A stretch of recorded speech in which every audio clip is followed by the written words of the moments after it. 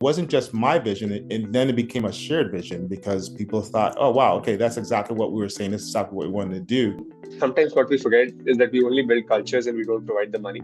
And if you're not doing that, no one's going to stay. We kind of laid out the framework of this is what we want in leaders. We want people who are, first of all, problem solvers. This is our reaction right now to, say, social media and AI, because I think both are pretty prevalent even right now. That's challenging for education because education is always kind of slow. And I knew this stat from years ago that technology was changing every 4 months. The technology would change. And now with AI, it's even quicker than that, right? Yeah. Welcome to the podcast. In any organization, success rises and falls on the quality of its people. But in a school district, it's everything. Today, we are talking about one of the most critical challenges in education: how to develop and retain great teachers and leaders. We're joined by a leader who has been on the front lines of this work in complex urban environments, Superintendent Yaw Obeng of the Hickman Mills C1 School District in Kansas City. He's also the author of the book, which just came out, Calculated Risk, Leadership Lessons and Stories. Superintendent Obeng, thank you for being here. Hey, thank you for having me, and thank you for mentioning my new book, Calculated Risk. I'm happy to talk about my experiences and share with other leaders throughout the country. The first question which I would love to ask is, how does your journey begin? Right? Like, I know you've been superintendent in Canada as well as across different states, different areas. How was your journey like? Plus, also wanted to focus a bit more on stabilizing and just I think you've worked through different challenges. So just touching on those and like just hearing your journey from yourself would be great. Yeah, yeah, I'll share that with you. And I've gotten that question quite a bit because this is my 19th year as superintendent. So I've had some experiences, and I was a principal and teacher and all that before too. And I started my superintendency actually in Canada. So I was superintendent for about 8 years in Canada, and then came over to the stateside. And I've worked in New England, the East, and then I've worked in the Midwest as superintendent. And it's been a great journey in terms of seeing leadership and how organizations develop and working with different types of people, different cultures, but people are people. And so I've learned some lessons around that in terms of how to apply that and implement that in our schools. And I've had a range of experiences where I've worked from urban areas, suburban areas, rural, very diverse areas, also monolithic kind of areas. So kind of bringing all the elements to find out what is the thread that brings success forward. And that's one of the themes that runs through my book as well too. When I talk about some of these, because I have this question, that's what kind of prompted me to write this book. People keep asking me the question, "Oh, you're in Canada," and so I kind of try to outlay it and talk about some of the challenges, but also some of the solutions that I found, and help people reflect on their own experiences to apply within their own jurisdictions. I think that's where we would love to begin that, because it's just not about the challenges. Like, I think every one of us can talk about challenges. It's the solutions that most people are looking forward to, how to implement things. Specifically coming from Canada, I think it's similar yet not the same. I've heard uh, you can apply a few things from there. The funding's different, the grants works differently. Coming to the United States and understanding how, and even getting Hickman to full accreditation, right? Like, that's something which is like a feather in your cap. It's amazing, the fact that you managed to do that. Seriously, it's something which is so crazy, but like crazy good in the sense of, and what was that like? How did you, when you came in, and let's just start with Hickman. Like, you came in and you managed to take it from a place where it was not accredited to actually getting a full accreditation. What was that like? How did you convince your staff, boost your staff, and the morale of the teachers and everyone around you? Yeah, you know what? And it's interesting because it was quite of a journey. And when I came in was not the most ideal time because it was during the pandemic. Oh, wow. And you know what That happened then, right? So it was stagnant in terms of things that you could do. But fortunately, we embraced technology, and we looked at our teachers in terms of their wellness, because that was one of the big things, because people were unstable at the time during that pandemic and what to do, how to feel, and sicknesses and things like that. And we actually had about seven staff members that had passed away during that. So it was interesting times. But in having conversations with all our staff, when I say all our staff, I mean all the teachers. I think I had over 1,400 one-on-one interviews when I came in with staff, and that was using technology. So doing Zooms and things like that, you could do a lot quicker than. But they gave me a feel of the culture and trying to set a new culture to get to a high accredited, high competent district. That really allowed me to gather what the good things were and some of the things we need to change. And that helped us develop a plan, a strategic plan that I call the future we want, because that's what I kept hearing from our staff when I talked to them. They said, "Oh, we could do that. This is what we want for our kids. This is what we want."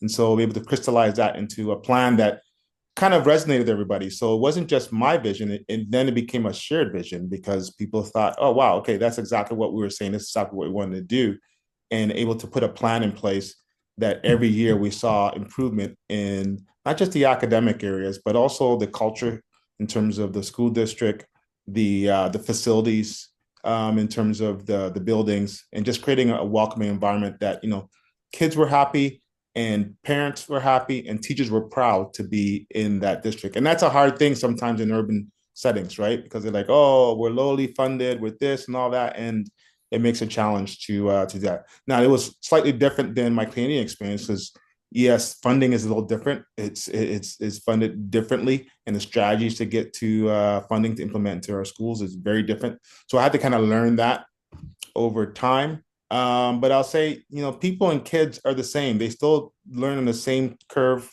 and they still have those same misbehaviors and discipline that's needed. Um, Yeah. but I know that our teachers want to feel encouraged and supported, and that's one thing that we didn't have in Hickman Mills, but I would say in the U.S. as well too. In Canada, in Ontario, the teachers are really well respected, supported, and highly paid. So that makes a difference in terms of how they feel about the profession, how others feel about the profession. Yes, teaching is a noble profession here, but we don't recognize that in compensation here or culture, right? So that's the kind of platform that I started with. And so I had that mindset and said I wanted to kind of bring that feel to our district, and it worked. Yeah, and that's my first question, right? Because the budgets are a concern here, and the teachers aren't paid as much as what they're paid in Ontario. So how did you? I mean, it's such a problematic scenario when your budgets are low. It's brutal because the staff is taking this as a stepping stone to move into a district which has a higher budget, more pay. Even though it's a noble profession, we know it that we need money to run our homes and I don't even fault teachers about it. So how do you manage to compete with the wealthier districts, and how do you encourage them to be there for longer duration and like build a culture of trust? Yeah, well, it was difficult for us because, in our area, we were in salaries for teachers. We were 13th out of 13 school districts. We were at the bottom, right? And the practice had been new teachers would come to our district, get their experience, and they could go across the street to the next district for $10,000 more. I couldn't blame them for that. You got to take care of their families and take care of themselves. And so the first thing, I said to the teachers, actually in my interview process, that I was going to make that a priority of elevating the teaching profession in our district. And that meant also increasing the compensation, and we'll figure it out. And in the first year, we went through our budget and found a way to make a modest increase. And so they thought, okay, we're good. And that gained support from our teachers, because then we went to the next step in terms of talking to the community and said, "Hey, we know based on the conversations we've had, you want a great school district, and you want your community to be valued, and you want the assets that are in there." And so the teachers became my army in terms of sending the message in terms of what we do, what we wanted to happen. And we put on a tax increase that would fund teacher salaries. And lo and behold, it was overwhelmingly supported. And people didn't care about it, but they did.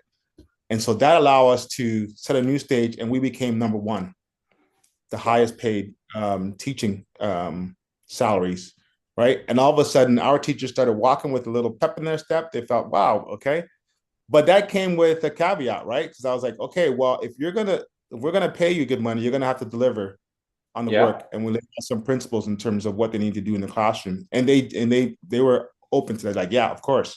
I mean, there were some teachers that had a $20,000 pay raise based on our new salary scales, right? And we provided some incentives to attract teachers, signing bonuses, all those types of things, and that brought people to our district. Because one of the challenges around improving instruction, because when we had low performance, it's not about the kids are not, it's the instructional level. When we had more than 20% of kids failing, that means it's an instructional challenge, right? Your whole Yeah. cohort. So we had to really focus on developing our teachers, providing a good professional development, and getting good teachers to stay year over year. Now, we had good teachers that stayed throughout, for 20 years because they committed to the kids.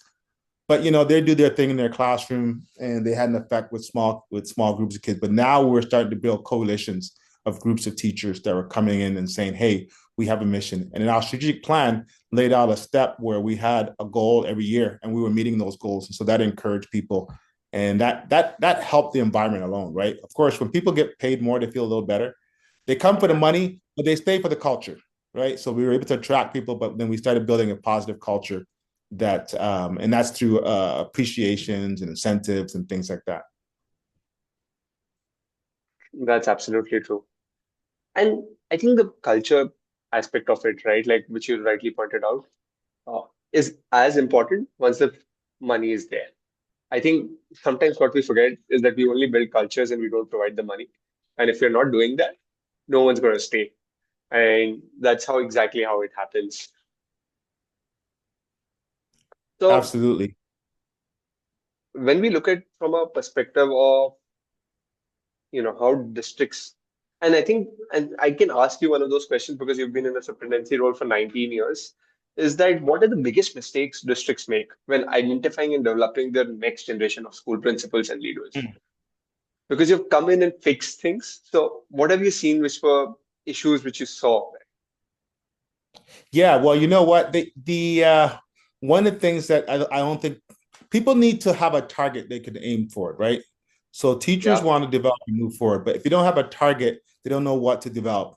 So I know what one of the things we did is in terms of leadership, we kind of laid out the framework of this is what we want in leaders. We want people who are, first of all, problem solvers, right? And that was the main thing. So are you in your classroom? Are you solving problems in your classrooms, regardless of what the environment is, right? Because everybody, not enough resources, not enough this, but we found people who were still making it happen regardless, right? So that set the framework in terms of, I think that's what districts don't do, is set a clear target in terms of this is what we're looking for and this is what you do. And there's a continuum, right? You have aspiring leaders, you have emerging leaders before you get to proficient leaders. And that's okay. Everybody's got to be in their spot, but in terms of kind of moving.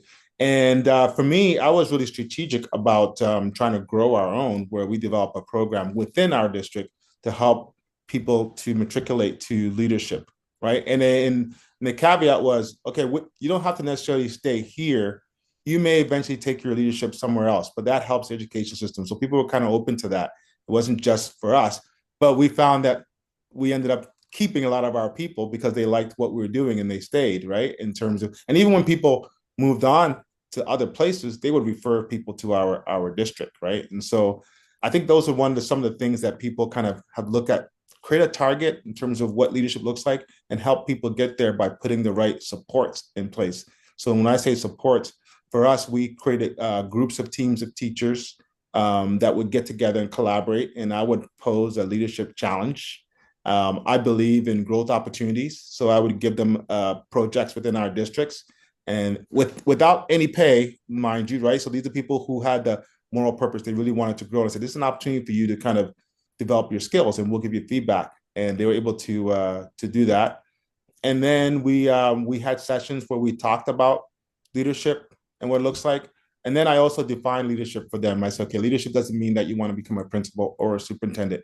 There are all kinds of roles in our district, even right at the school level, where we have instructional coaches, we have interventionists, we have special ed. And he said, how you use your leadership is going to be up to you to determine that. And many of them started reflecting, going, wow, I'm a leader in my classroom right now. Okay, but so how do I spread that?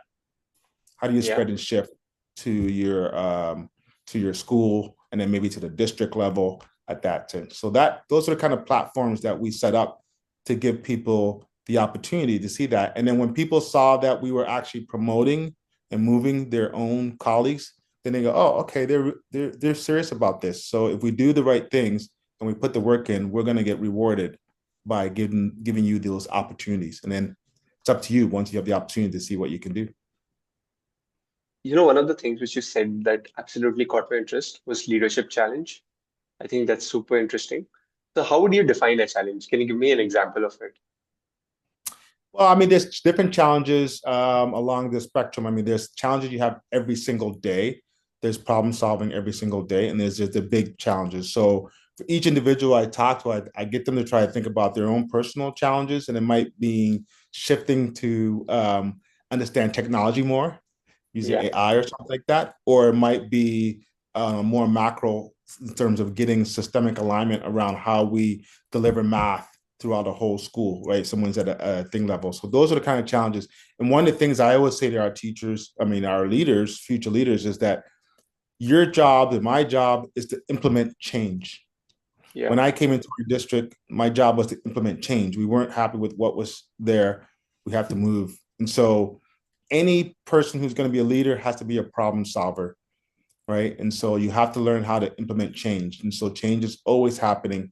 And hopefully you're changing for good, right? In terms of doing that. And so really getting people to have that mindset to embrace those opportunities and challenges as opportunities is what we've tried to do. And I think it has been working based on the evidence of our data and our scores. And we went from, even at the high school level, it's around 80 something percent in graduation rate to the 92% graduation rate, which is amazing for our community. And you talked about accreditation in the beginning. It had been over 14 years since our district was accredited, and we had to reach a number of 70% for the score for our state, and we hadn't done that. And we finally hit it. We finally got over 75 to 78%. So that was a great milestone for Yeah. over a decade to get there. 100%, right? Like I think seeing the results from actually happening in classrooms and hitting those numbers must definitely make you feel proud and make every teacher feel proud. Yeah, well, you know what, I talked in the beginning about how we developed a plan. We started talking about the future we want. So I wanted some metrics we wanted to meet, but the teachers really bought into it. And they started like saying, yeah, we got it. We're getting closer. We're getting closer. And we have a structure that we do our own internal assessments every 6 to 8 weeks. So they can see the growth of their kids all the way. And so they, sometimes I'll be walking down a hallway and teachers say, come look at this. And they want to show they're so proud of the gains they've made. And that's what the culture I'm talking about. So you have that culture of success and everyone's trying to pull for each other. Everyone's supporting each other. And we had schools collaborating with each other to try to support each other. And then it all rises up to, district success. And then, of course, the community is proud. And then that's when community will support things like tax increases and bonds and stuff to support the continuous development of the district. And and I'm going to come from there because you said problem solving three times in the last two answers, right? Like it is something which you really think is the core sense of how things go. So once you so once you look at problem solving, you look at from a perspective of problem solving in the classroom, problem solving at a school level, and then problem solving at district level. And all three look different. So when you look at from a teacher perspective, look at from someone who's new, someone who's been in the system for say 10 years time, it's a very different problem solving for both of them. Someone who's been in the system for a longer duration will have a different lens to it. So how do you build a culture where the problem solving tends to stem naturally, where the culture is to be like, okay, let's just roll up our sleeves and get our hand dirty and like figure things out. So what does that entail? Yeah, well, one of the things I think for all levels is first clearly identifying what the problem is. 100%. Because sometimes you're solving things that is not really the problem, right? And then from a classroom level, a teacher that sees a conflict between two students or whatever, and they have to resolve something that's happening, you might automatically see that, okay, this person is pushing that person or doing that person, and you get them to stop. You think you solve the problem. That's not the problem. You got to dig deeper, right? What is the real issue? The real issue might be something else in terms of something they've had for, weeks, or, somebody doesn't like somebody because of this, or they took something from them or something. And you have to find out what the real problem is. And then you can apply your strategies to implement. Same at a district level, right? You think that your scores are low, and you think, oh, we gotta, improve our math scores, and we gotta, but if you dig deeper and you look at the strands, you find out that our reading levels are pretty poor in comprehension. So therefore, they can't answer on comprehensive questions in mathematics because they're worded. And so, oh, okay, it's not just the math skills, but it's actually the comprehension skills. So you're digging deeper. And so that starts the problem solving. So once we can get people to understand that, there's an iceberg, you see the problem at the top, but really the bigger problem is probably below, and you can figure that out. And that's where you start. And so for leadership development in our district, we look at people who start to have that mindset, and then try to coach them and support them into translating that to the next level, whatever it may be for them. And because you said coach them, so what is the highest ROI for teacher well-being and retention? Is it planning time, better coaching, discipline support, or something else? I think, in my experience, and I've been in multiple districts, we talk about professional development, right? And things like, oh, we need professional development, PD time, all this kind of stuff. What teachers want is job embedded professional development. It has to be something that's meaningful, that's going to make their job easier. If you can show them that, then they're like, all right, great, that's help. Every time I've had positive feedback from any teacher in any group about a professional development thing that they've done, it's something that's going to make their job more effective or easier. It's not just somebody, saying something and then they're going back and they have to go and figure out, but it makes it easier. Then they buy into it. It helps their job. Whatever job that they're doing, it helps their job. And I think that's one of the things that they look for. And so our teachers have responded to that. And the other thing for the strategy we use is try to have a collaborative approach. So try to have teams, because, two heads are better than one, right? So if I send teachers away to a conference, they're going with a mission in terms of they're looking for strategies for a certain problem that they've identified. Yeah. They're not doing it by themselves.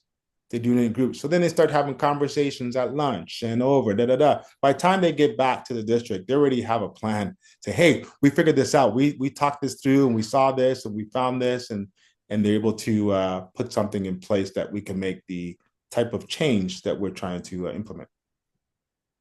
And I think one of the questions that I have to ask is on the whole, because you've seen 19 years, right? So I'm looking at and even before that, because you were a principal, you saw the internet come in, you saw the social media come in, and now you're seeing AI come in. And we have adapted, or sometimes reacted is the better word, because we haven't really adapted them as they came in first. So we reacted to all of those three things.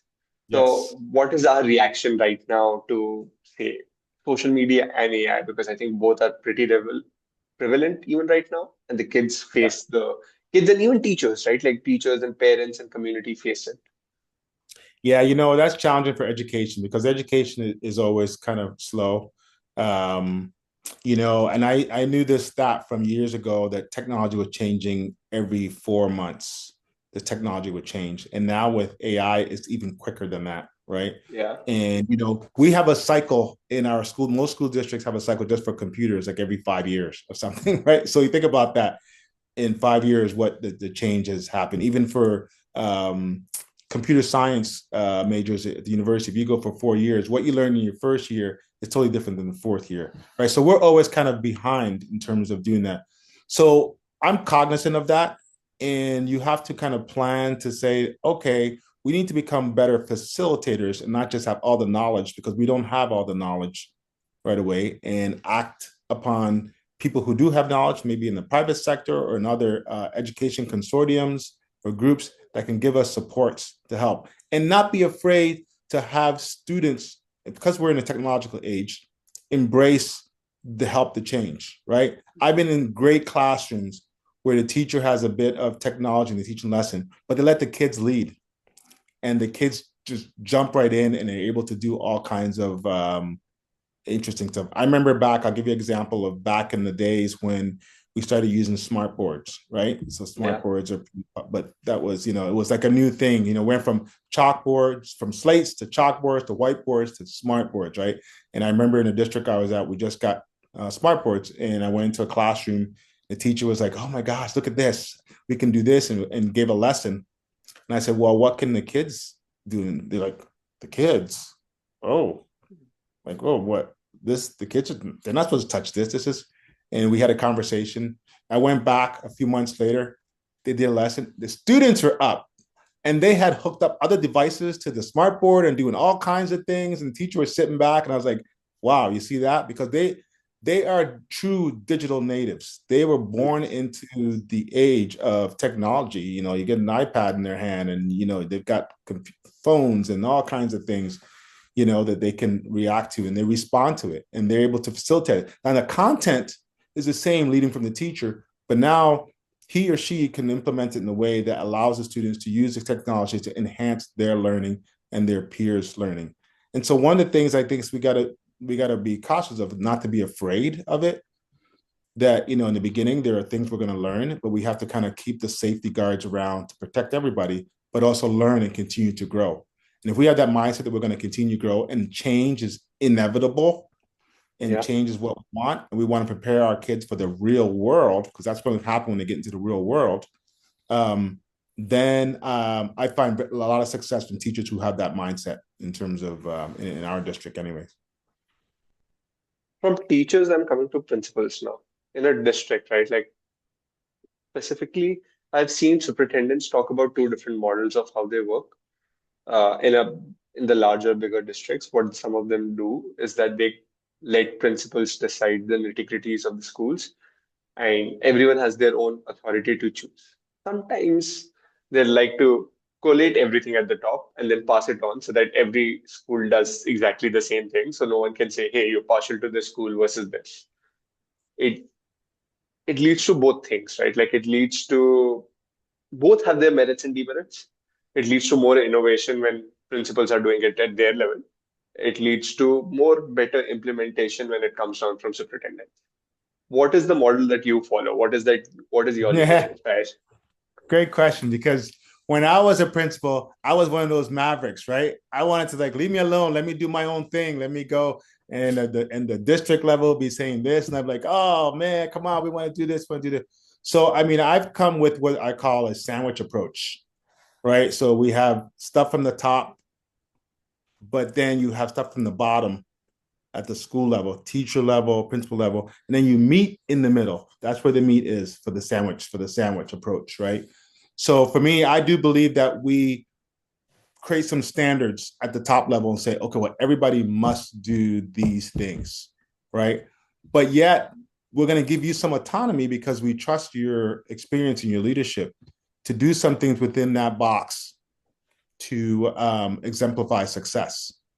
And it's worked. And I'll give you some example is I've had schools where we call them gold ribbon schools, where they have to meet certain standards, Yeah, right? And the schools that have reached that level, they've taken the systemic standard, but they've done some different things to find success with their teachers. So one of our schools started having Saturday schools where where they that's invited students to come, and and their scores went up, the achievement went up, and so then we took that learning and said, oh, okay, great. So rather than just mandate it, we offered some money and said, okay, well, anybody who wants to apply next year and wants to apply that strategy, we have go some for it. resources that you can do that, and you can do that. And that's how we implement systemically.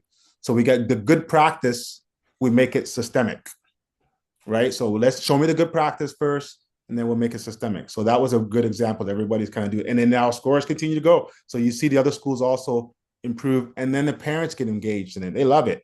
They can drop their kids off for a few hours on Saturday. It's not a full day, and they can go shopping or whatever, and then come back pick up their kids, and their scores continue to improve. And we try to make it fun as well too.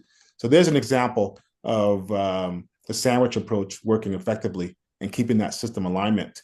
but yet given some autonomy to excuse. Of course, you got to always watch that, right? Because some people always want to push the thing, but that's okay though. I like that because then our job, whenever my job is to say no and keep people under control, that's a great thing. That means we're having innovation and people are pushing and trying to do that. And so I'm not having to create as much. I'm just having to keep everybody kind of organized and heading towards the same goal.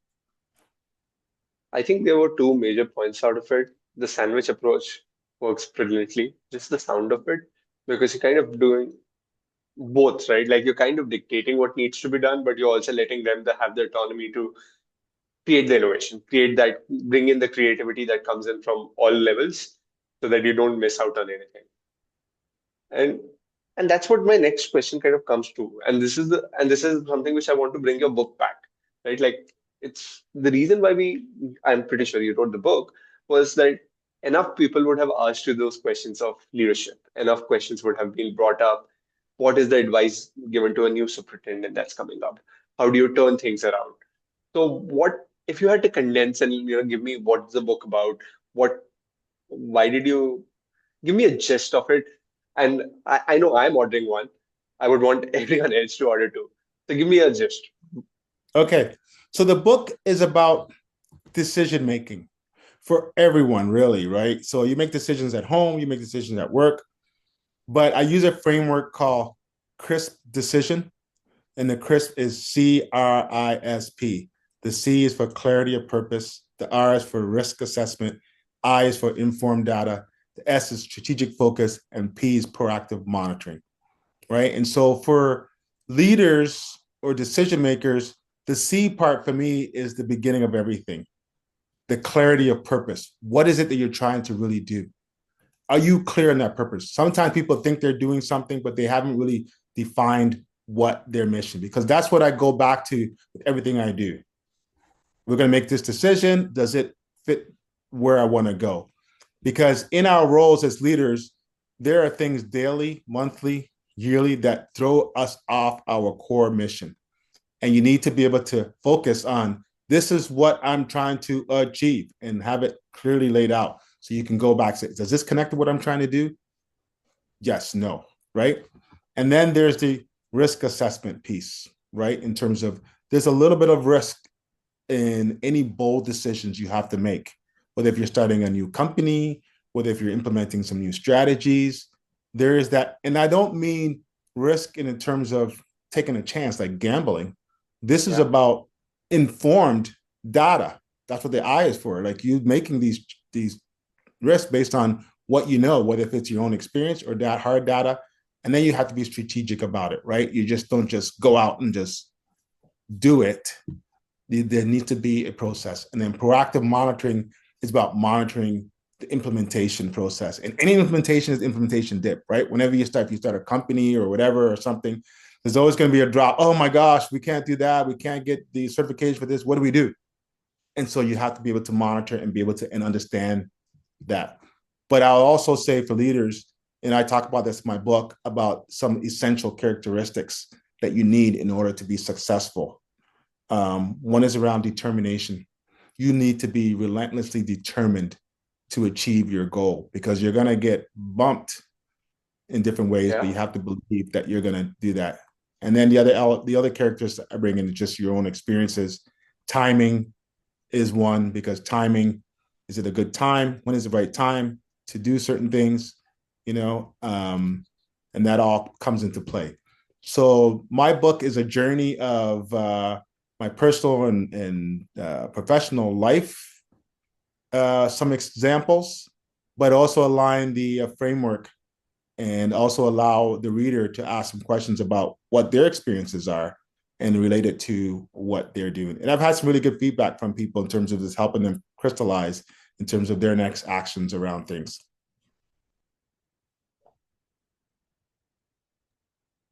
So one of the things that work right, and this is something which I realized, is that what you said about CRISP and the mission statement, I think defining the possibility of what the future holds for us is super relevant and important.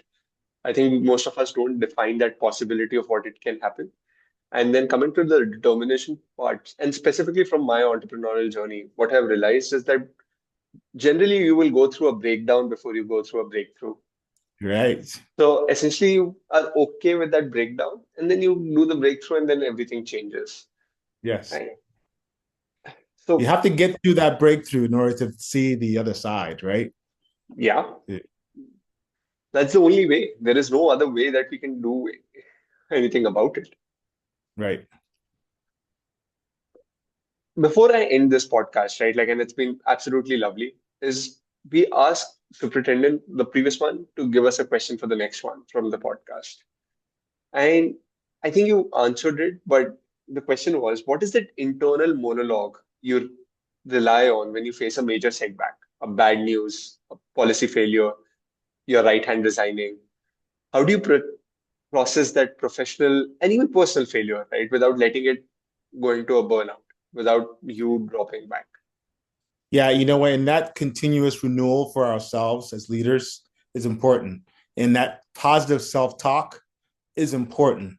And I believe the only way you can do that for yourself is to have that clarity of purpose, right? Before you go into your role, whether if it's a superintendency, a principalship, or starting a business, whatever, understand your mission and what you want to do and believe in that because you're going to have those challenging moments. I mean, I've had that through my experiences, those terrible media days, those policy changes and things like that. And you go, okay, what are we trying to do? Okay, is that something I can control?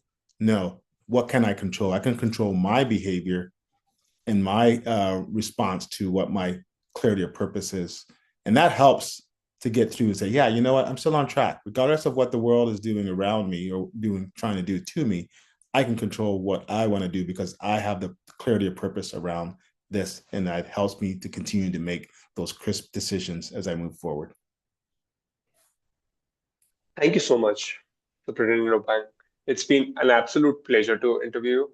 I do have one thing which most of the people have started asking us, what would be the right way?